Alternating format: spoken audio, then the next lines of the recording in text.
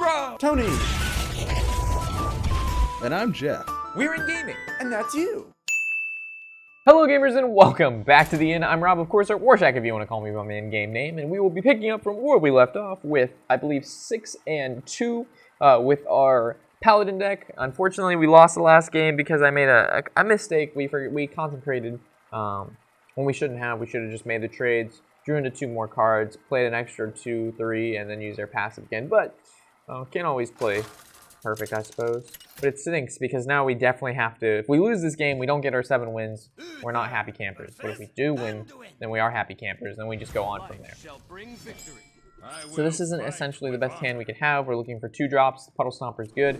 We actually might even keep the Dark Iron just because he's a really good 4-drop and he can make us trade up with a lot of different creatures. We got double 2, so coining into the double 2 could actually help us out a little bit here. Puddle Stomper is, oh gosh. Hopefully he didn't take our concentration. Basically every card in our hand is good besides like the stock. Oh, we have double 4. It's almost worthy. It's almost good enough not to. I think I'm gonna hold off. Yeah, we can coin on 3 to get another 4. He got a Berserker, so we can play Puddle Stomper and it actually can test the Berserker. So it's fine. So as long as he doesn't like Power Ward Shield, which would be the worst thing that could possibly happen. So he took the Stalker, which is really nice. The Stalker. So we can coin into the Shield Master, make the trade with the Berserker so he doesn't buff that up. Next turn we can give the this guy plus attack, which seems pretty good. We can give him Divine Shield, or we can just give him plus attack. He makes the trade, but then he has 2 HP left. This guy can make the trade with him at that point. There's no way to kill the Stalker, so I think giving this guy the ability to trade with this is pretty good. He's also a 6/5, and he can kill the Stalker if the Stalker swings into it. Shadow Ward Death off the top, of course. How could I not see that coming? And now he gets another 3/4 with the Resurrect. Jesus, for rhyming sake. Alright, so we're going to Grizzly and 2 drop. Yeah, those are 2 things that couldn't have happened. Him drawing the Shadow Ward Death off the top, and then, you know, him being able to resurrect off the Dark Cultist, which is going to make killing the rest of his field pretty difficult.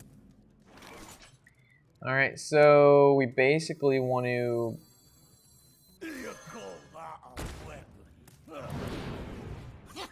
Basically, that needs to die. Let's play Flame Juggler. Maybe he'll make a good trade here with the 3/1. It's fine. Can't always get what you want. So the 3/1's gonna... Oh god. Thought Steal. Another spell? Are you fucking kidding me? 2 Thought Steals? Jesus, man. Don't give it to the 4/2. It's fine. Give it to the 2/8. It's not too big of a deal. So definitely going to concentrate here. Kills off 2 cards, leaves this guy so we can actually deal with it. So this goes into here, that goes into there. Definitely beating us in hand though, but at least we have the field now. Hammer of Wrath to be able to draw another one. This guy's value is insane right now. Holy shit, guys. The amount of value this guy has just got from, or he was able to get from double Thought Steal with just so many cards this guy's had. And we win this game, it's a miracle, and it's because we're able to summon 2 1/1s every turn. That didn't help us out last game with the Rogue. If we play the Grunts, or the Runts, and then he ends up Shadow Priesting it, I would cry. There's an Entomb? Are you kidding? This guy's deck is insane! Oh my god, this guy's deck is absolutely insane. Alright, so we're just gonna basically go face here. So hopefully he doesn't have a Holy Nova. That's what we'd be particularly weak to. He has 17 cards, so as long as he doesn't draw into True Heart, and he doesn't have like a Holy Nova, and we can maybe draw... Runts is the biggest card in our fucking deck. So we're not going to win by being able to play huge creatures. We're basically going to win by field control, and that's going to come with us drawing our cultists, so we can actually kill off some of our cards and draw into more cards, so we're able to play, oh god, an 8/8's big. Oh god, a 9/8's even bigger. Alright, we need our cultist. That's not a cultist. Oh boy.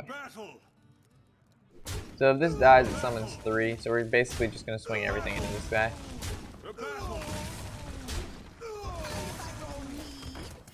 Reporting for duty. If you insist. Yeah, because the grunts die, it's gonna summon 3 more creatures, so this is fine. Light of the Naru, heals it for 3, then he brings out a 1/2, Murloc Knight through Thought Steal. Are you fucking kidding me? What is this cancer? Dude, this is like the most cancer. This is like the most cancer thing I think I've ever seen. Like, the entire game, this guy has like gotten the most luck I think I've ever seen someone get.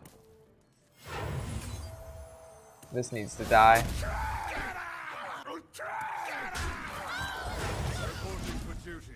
Like, That thing's gonna be huge. like, all right, let me replay this game for you. Okay. Okay, so he plays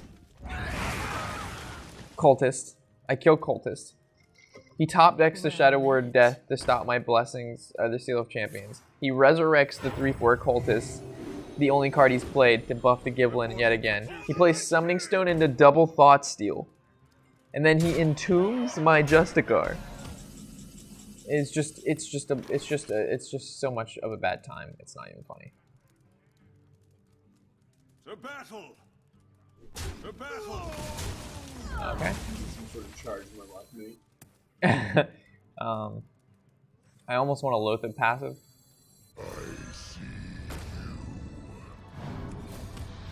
Reporting for duty. Attack!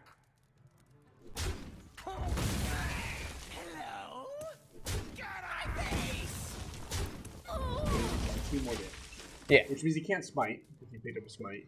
Well, that's why we Loatheb. Well, I mean, he can still smite. If he has a buff whatsoever. If he has any direct damage. Well, I know. His fucking, this whole game has been luck, superness on his path. Like, there's, this guy has gotten, like, the most insane. There's nothing you can do when, like, the arena gods do this to you. It looks like we're 6 and fucking 3. Alright, let's see what you got. Probably nothing. We're not gonna make a profit. Hey, you even said it's possible. It's possible, but I highly doubt it's gonna not happen. likely, yeah. Yeah. Like, when the arena gods fuck you in the butt, it's hard. Like, that game was complete bullshit. We never, like, I don't think we drew into true or cog. Any weapons? Yeah, we didn't draw into shit the entire time. So, nope, we did not. No. Yep, Packing 135. almost a no. Packing 135. But gee, let me guess. Nothing good. No. It's not gonna be anything good. Told you. You have to feel the mojo, and this game just Sparring fucked me. partner? Oh. When the game fucks you that hard, it's not gonna lighten up.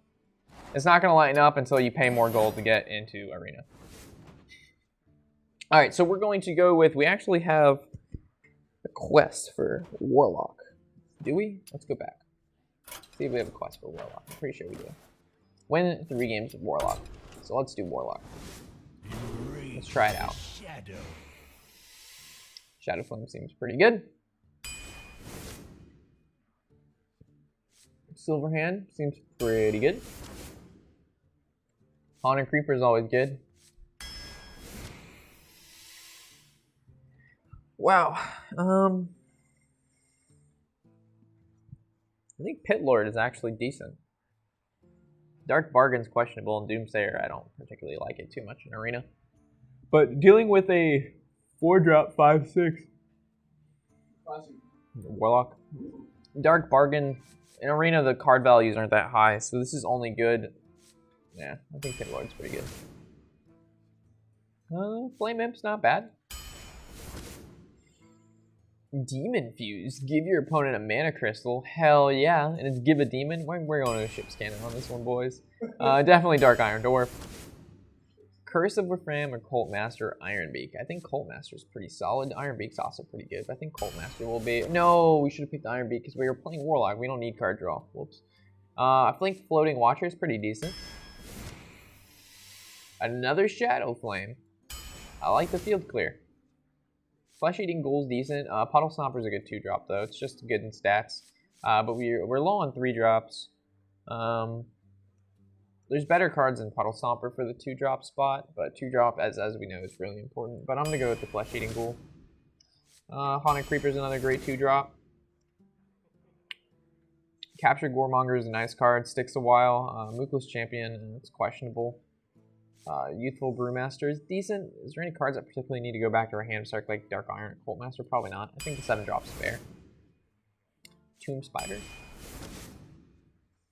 Ooh, Huge Toe's really good. Dragon's nice. Wolf Rider or Snowbolt. What do we have so far for spell damage wise? Nothing too crazy besides the Shadow Flame. I'm pretty sure that goes off the creature's attack, not spell power. It's a 2/6 though.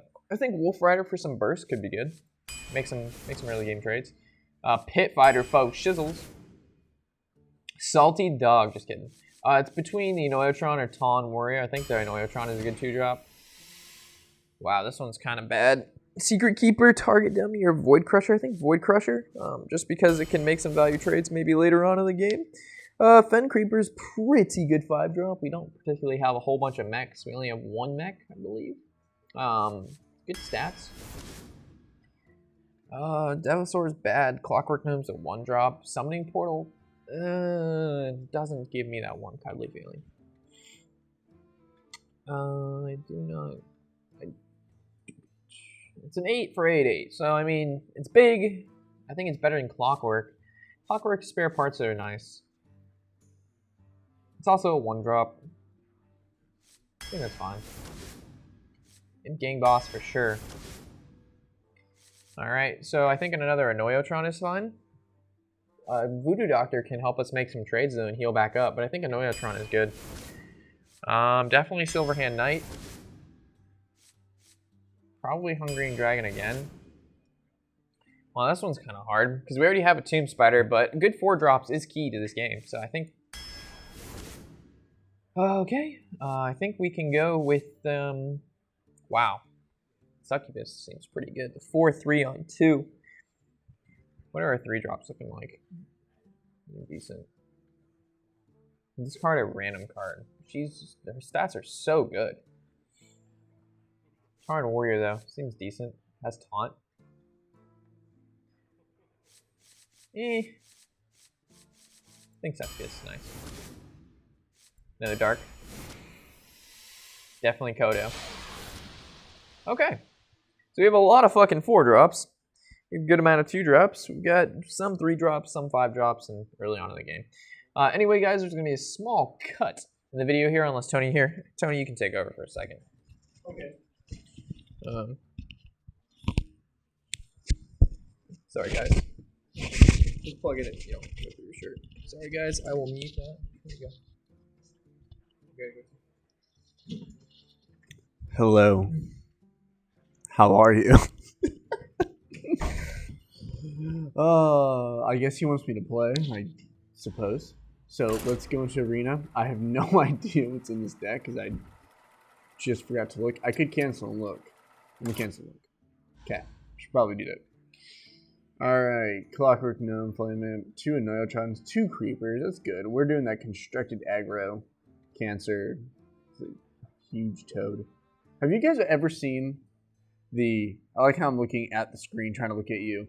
The gold version of this card, if he opens it up, there's a gnome in his mouth. It's pretty great. Succubus. Just go to random card. That's so bad. Wolf Rider, Shadow Flame, that's nice. 2 Cult Master, 2 200 Dragons. Hit Lord. Deal 5 damage to your hero, what the fuck? Rob wants to die. Alright, whatever. Captured Dormonger. Dormonger. I actually don't know how to pronounce that. I think that was Dormonger. I didn't actually look at it. And we are finding a probably worthy opponent. Watch, one day it's not going to say worthy opponent when it does its little slot machine thingy. It's going to say, like, your mom. Probably. Nose and mouth breather. Gul'dan versus What the hell, Jeff? What's a nose and mouth breather? That was actually a category under here for like someone you could face. It always goes to worthy opponent, but it said right underneath nose and mouth breather. Mouth breather. It's terrifying. This is a horrible hand.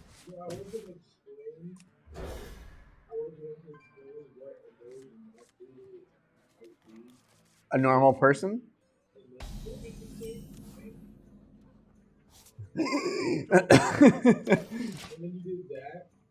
Did I explain it perfectly? Okay, cool. I explained it perfectly. I just passive. Could I actually have done anything now? Okay, coin. Mech warper. Oh god. You know you're already into a bad time when you coin mech warper's turn 1. That's how you have a bad time. That's how you have a bad time. Alright, you can take over. I did absolutely nothing. So, This took you that long? Or did I was looking through the deck list because I had no idea what to do. So I had to just go. Yeah, that ended up taking a really long time, apparently.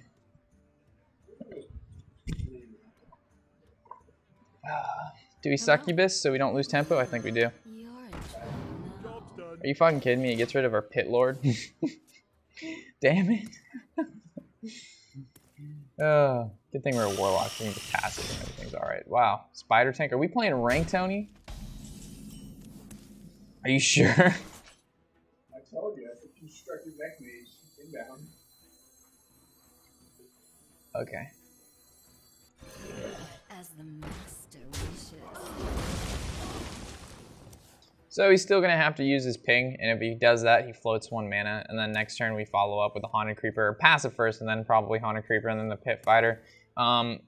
If we wouldn't have lost our Pit Lord, that would have been really good, but you can't really control what you do and do not lose. Frostbolt, Forgotten Torch, so that helps him out a ton. So it looks like we're going to be using our Wolf Rider to trade into this guy, and we're going to float 1. Ooh, never mind, top deck is Tomb Spider. I think Stranglethorn Tiger is pretty good. I don't particularly like Muklas that much because you have to have creatures on the board and you have to be able to passive, which makes it so you have to use him on turn 7 or later, and you have to have creatures on the board. As Stranglethorn Tiger will always be good no matter if it's turn 10 or turn 5. And right now, board control, we're fighting over it. We're fighting. We are fighting. All right, so we're gonna kill off that. We're gonna summon the Pit Fighter because that actually contests the Twilight Drake. This is like the Chillwind Yeti of the 5-drops. It is basically a Chillwind Yeti with +1/+1. So he's used Forgotten Torch, now Fireball. Okay. Alright, so basically we can make this trade here, and with 3 more mana we can develop a Haunted Creeper. Or we can just Stranglethorn Tiger and just swing, but then he's just gonna ping this off. He plays a 4-drop. Tiger makes the trade. Next turn we Jormonger. Or if we do this, we can develop Haunted Creeper. But then he's not forced to ping.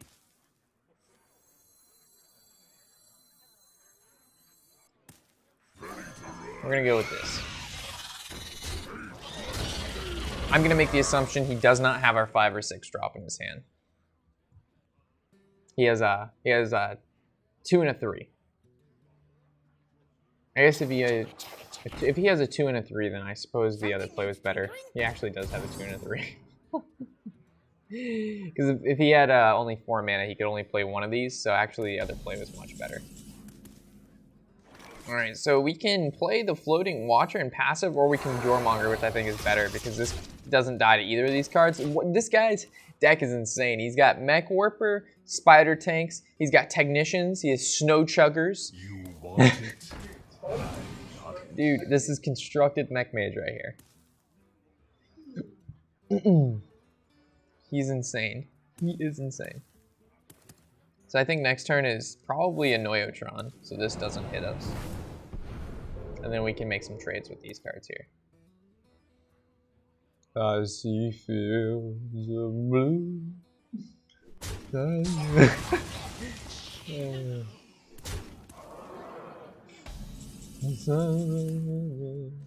Dark Iron Dwarf still doesn't allow this to make that trade, which is unfortunate. I guess we can passive? No, because then we can't Stranglethorn Tiger and a Noyotron. But if we play, I think the Watcher is pretty powerful too, but then we're still floating 1 mana. It's not invisible, but he makes this trade here. Anyway, he's going to make that trade, so I think Stranglethorn Tiger and Noyotron is decent. Fills up our board, doesn't play into Flame Strike too much. So I think that's fine. We also don't need hand right now, so there's no reason to pass it. We need to take the board. Take control of the game. Secret. I wish we would have saved a Noyotron at this point in time. So he's going to ping, swing his 4/4 into it, and then he's going to swing his 6/3 into the 5/7, turning into a 5/1. Arcane Missiles. Hope for the best.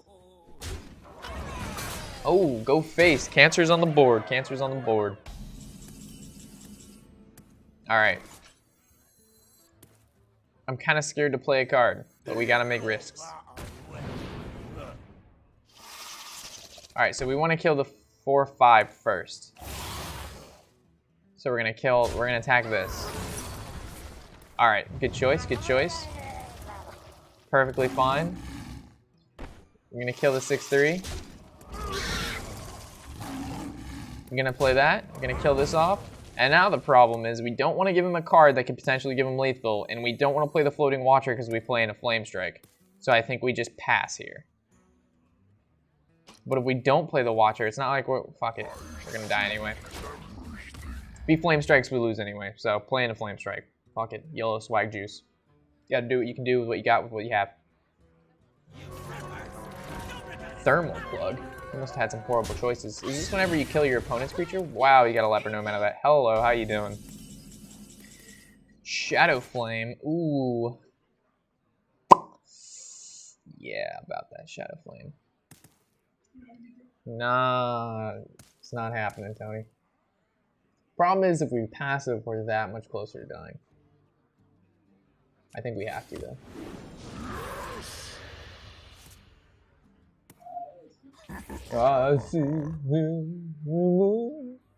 So swing for 6. Shadow Flame. A Noyotron. Oh god, this is so not good. I think we got bamboozled.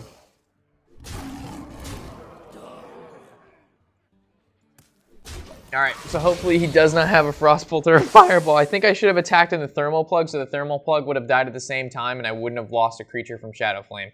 And then we would have had +4 health. So if he has Frostbolt ping here, we could have avoided it. If he has Fireball, having 6 health and having 4 health doesn't particularly matter too much. So that's not a Frostbolt. That's not a Frostbolt. Is he BMing? Is he BMing? That's not a Frostbolt. He doesn't have it. So we're actually pushing lethal here. Congratulations, we won. Don't know how. I have no idea. I was, until I YOLO swagged it. Seriously, Tony, I YOLO swagged it and we won.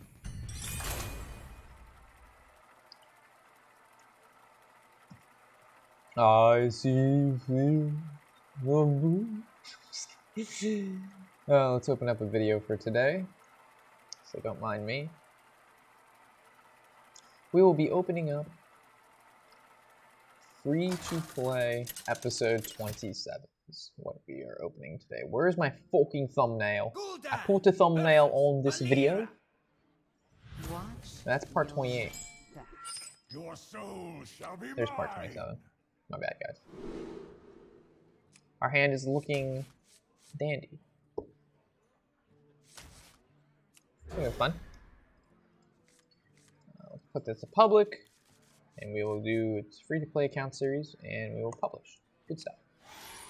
All right, so we've got the 2, 2, 3, and 4, so which means we can coin into the Haunted Creeper. Seems all right. If we coin into the Noyotron, you can take out the Divine Shield. Makes me not so satisfied. Yeah. Seems pretty good. And this way, if he plays a creature, we attack into it with a Haunted Creeper. It makes the 1/1s. We have Noyotron. He can't kill the 1/1s. They can make the trade next turn. And then we go into the Silver Hand, and then to the Dark Iron. Dark Iron, one of the... Oh, boy. Well then. That's one of those cards that you don't want them to have because it makes my Haunted Creeper not so swell. Okay, so if we swing this into there, and then we Annoyotron in that next turn, yeah, seems alright. So as long as the explosion doesn't hit the 1/1s that come out of Haunted Creeper, everything is okay.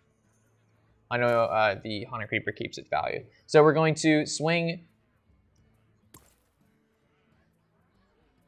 Yeah, so we're going to swing this into there and then swing the Haunted Creepers. No, but the Haunted Creepers will trigger first since they were on the board first. So hopefully he puts damage onto his 1/2.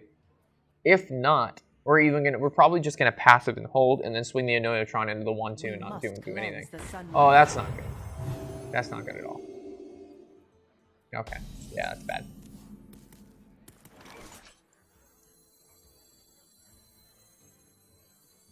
So if we actually play the silver hand, then he's just going to passive into this, swing that into there, but that's fine. Okay, so he's going to use his passive. He's going to use his dagger to stab the Annoyotron. He's going to swing his 2/3 into the Annoyotron and then his 3/2 into our 3/3.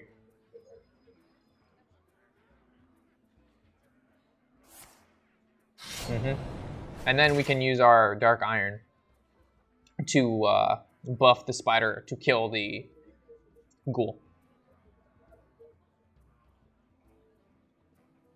And then hopefully after that he plays something with 2 or less attack. And then we gain huge tempo advantage. And then we can draw into our 6-drop and then into the Goremonger and everything will be okay. And the win will be ours. So that makes sense. That's what we planned. And since this swings in there and they both die at the same time, I do not think it kills the spiders, but we'll see. And it does. That's horrible. Rip. It's because if he would have played the Unstable Ghoul first, I guess the Death Rattles would take place in order of events, which our spiders would have played before the Unstable Ghoul, so that would happen prior. This is our time, scrub. Yeah, beat it. Okay, so we can swing directly Shadow Flame here, or we can just Kodo Rider and then swing our 4/3 into his 4/3, and then hopefully our Kodo Rider lives. Done. Kill the 2/2. 2/1. Rip. So next turn, yeah. I'll hold Shadow Flame. Master Jouster, that's not good for us. At least he didn't win the joust, so that's really good. If we would have lost that joust, it would have been bad news bears. Backstab, swing, weapon. Okay. We need to draw into like 4-drop or a 5-drop. A 1-drop. Ouch. That hurts. I guess we can summon the Cult Master and Ship's Cannon. Or we can passive and play these 2 guys and save the Cult Master. The problem is the Goremonger will take a lot of damage from that. This requires him to be able to use... Yeah. This requires him to have an answer, because if he just swings the 5/6 into it, then we can just swing the 2/3 into the 5/6 and then play the Goremonger, and then it's fine. We didn't want the Goremonger taking 5 to the face right off the bat. Fen Creeper, that's not good. And then Sap, that's not good either. At least he used his Sap now, so we can play the Goremonger. We're still at 30 health, so we're not really worried about dying as of now. So the Goremonger is a nice 7-drop. I'm pretty sure it's the biggest card in our deck. What else? No, we didn't pick the Devil's Sword. So we actually would have had the 8/8 instead of the Clockwork Gnome. That'd be pretty good. So I guess, next time we know, always pick the 8/8 and not the 1/1, or the 2/1. So Shadow Flame actually comes in handy here because it kills off 3 cards on the board. So we can actually Cult Master Shadow Flame, or we can actually Hungering Dragon. There we go. Then Shadow Flame.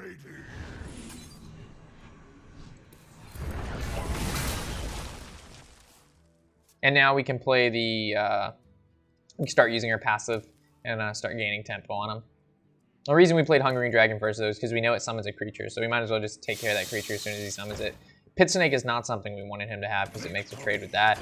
Him dealing 1 damage to this doesn't make a significant difference because it's probably just going to die to the Pit Snake anyway. Oh, he's going to keep that alive. Okay. Pit Lord is not something we want to play as of now. I think it's fair to say we can play the Tomb Spider.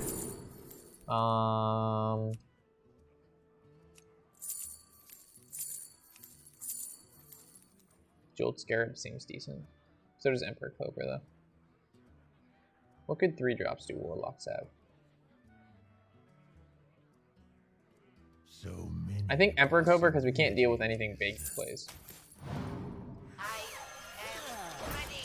So next turn we can, if he doesn't kill our field, then we can just Cult Master, draw a million cards. And then if not, we can just sit there and Pit Lord and Emperor Cobra. Then we're pretty low though. We Pit Lord, but it's still a 5-6 on the board. Jeweled Scarab might have been the play. I mean, we get like Shadow Bolt. Why wouldn't he attack with his weapon first, then re-up it? He's gonna... Okay. So he's probably gonna kill the 3-2. He's gonna make this trade, and then kill the 2-1 with our 3-3. Or he's just gonna go phase because he knows we have to make the trade next turn. But that's fine, because then we can just Cult Master and draw an extra card.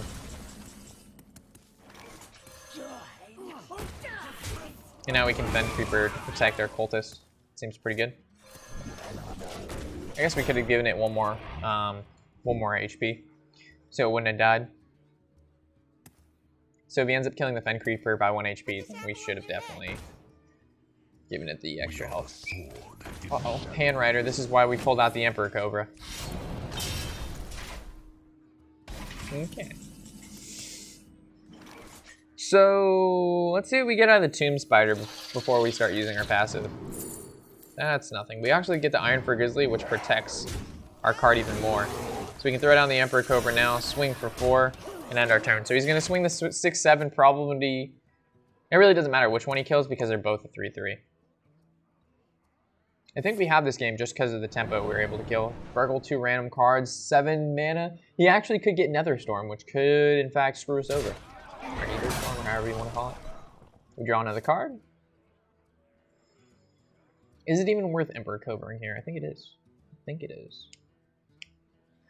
What did he get for 7 mana? If he doesn't play them, obviously they're pretty high drop spells and or not good. I think I'm going to hold on to my hand until I figure out what that is. And we also get to draw one from the Cobra dying. Shadow Flame. I think we can play the Hungering Dragon without worry. That's fine. We can kill this off, swing. We're pushing lethal next turn. I don't think there's a reason to play any of these cards that overextend at this point because if one is Netherstorm, we're in a bit of a pickle dick. Then we have to... Okay, so there's the backstab. So it's not a storm or he would have cleared board. Imp, so he's gonna actually take 3. That's not a good card he got. And then the Pit Lord, he actually kills himself with the 2 cards he got. Oh man, that's pretty funny. That is pretty funny. Lele Memes. Okay, guys, so we're 2-0 with the current Warlock deck. Nothing too crazy in this deck, but it's I think it's decent. It could, I mean, I see it getting us to 7 wins, but that's just me. Anyway, guys, we're gonna call it here. Hopefully, there's no humming in these videos, and all of them work out, so they're all in a line. I'm sure we'll be able to fix any errors that I might have had in my previous videos. I don't know where the fuck I'm going with this entire anyway. As always, guys, I'm Warshack, and happy whatever the hell day it is.